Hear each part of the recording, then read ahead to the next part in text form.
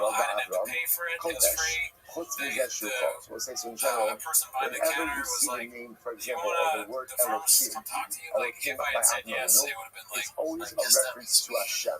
Or, for example, Adonai. she said, "Do you It's want always to talk reference to the to Hashem. pharmacist?" As if it was One like, you exception. don't. What's the one exception? Unless you're the This is biggest beautiful fucking Gemara. you want to talk to the pharmacist. I took the so again, Vyvanse the or pasuk whatever, says, and it has on the the letters pasuk says, Vayomer. Now again, the word in the pasuk is Ado and then Noi. I think it's going to say, I don't even know. But what's funny is the Vyvanse has no fit. I thought that was four So again, letters. what is this talking about? This Beginning of morning I Parshas sent an email, I was Vayera, sort of circumcision. spelled wrong. Everything was sitting at the edges of the tent. Yeah, I didn't really notice the effect. So Right? it's I mean, interesting you tell me, do I so seem again, different? the Gemara says over here that the Adonai is not referring to a person, rather it's I thought I referring was to going to pass HaKadosh out Baruch Hu. because I didn't drink coffee today and I It's feel like referring shit. to, I'm sorry, Or is the it opposite. wrong for me In to general, ask again, how all often you have the to names take of Shepard except for No, this you one, ask away. which is referring to the Malach, right? Avram was speaking to these guys, and essentially he sees them by the tent, and he says, please I can't be like just pass randomly. by. I'd be like, I'm Right, on so 5 read the minutes. way to read this passage. Literally, I swear to God, I did My this. masters. Somebody was like, He's I'm referring running to the three food or people. He whatever. doesn't And I know go, the Malachim. He's referring to the I three would people. love to take So the food ultimately, back when again, I he could tells them, partake do this not pass by my tent. That's So how I the didn't Gemara name says, the 5 minutes. I Gemara just says, kept telling people because I don't care. right? I don't know why I need people to know, but I'm just like, every time there's a health thing, immediately I can't wait. I'm like, I got Graves. I have Graves disease. People think that's important because people don't know what it is. You tell people they have Graves, they're like, first to God. How does it refer to God? you're scared. How do I'm you like, it's know not a that? big deal. You feel like Because with Graves, you really like the way that my doctor, and granted, I cannot pronounce the name of endocrinologist, whatever it is, I don't even know. according to this approach, I don't think I did it right, but he told me, he was like, you just take this medicine for like 2 years. And if your levels are normal, you just stop taking it, you're normal. I don't even think he didn't say it like that. But essentially, if you take it, don't, so it's not a big deal. Bigger deal is my ADHD. So I'm going to take this I'm going to take this Vyvanse and see if it works. Did it help me at all today? Not particularly, I don't think. You know where the shop says. According to this approach, he says to HaKadosh Baruch Hu, Vayomer Adonai. No, a reference to HaKadosh Baruch Hu. I don't know what to think about it. Most men's been telling me it's this like wonder drug, you know, it's like changed his life and all this, and I guess I doxed his medical information. Who matters? While I go and I was telling him today, I don't feel any different. Even this And, Adonai is a reference to you know, HaKadosh I Baruch just, Hu. What do you see from here? You see from well, here, I didn't really have any, but I told him I didn't feel any different, and he goes, what do you it see might from take here? longer than That a day hospitality, for having medicine guests, to kick is in. even greater And than he speaking goes, to HaKadosh Baruch Hu, or maybe your brain is just unfixable. Because Adonai interrupted this conversation ultimately with the Ribono Shel Olam in order to go ahead and have Hachnasas Arkin. You only take So one, and okay, that's actually kind of interesting too.